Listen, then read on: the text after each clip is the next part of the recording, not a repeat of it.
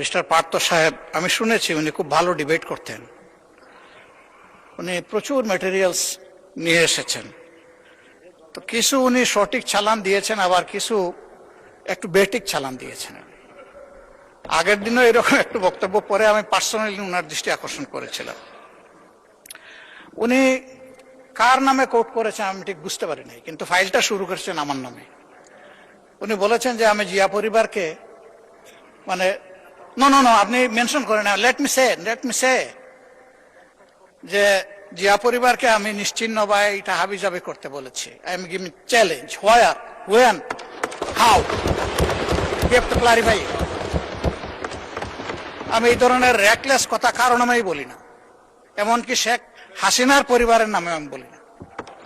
যে দুষ করবে তার সাথে যাবে বিষয়, অন্য কেউ বললে সেটা আমার নামে চালান হবে না। তা আমি ওনাকে অনুরোধ করব, বক্তব্যের মাধুর্য ছড়াইতে গিয়ে আমার উপরে যেন ভবিষ্যতে আর মেহরবানি করে এই ধরনের দয়া উনি না করেন।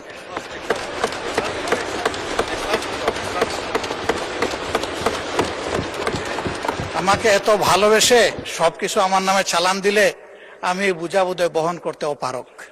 মাননীয় সদস্য, কথা তো হয়ে গেছে। এক মিনিট, এটা আমি বলছি, এই যে আমার হাতে ডকুমেন্ট আছে, জিয়া পরিবার থেকে মানুষকে মুক্ত করার এনসিপির এক নেতা বলেছেন।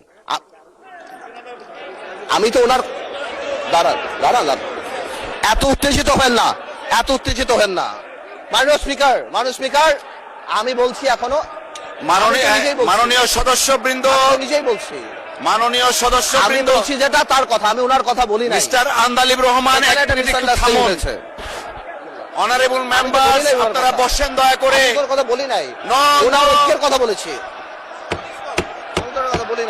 অর্ডার।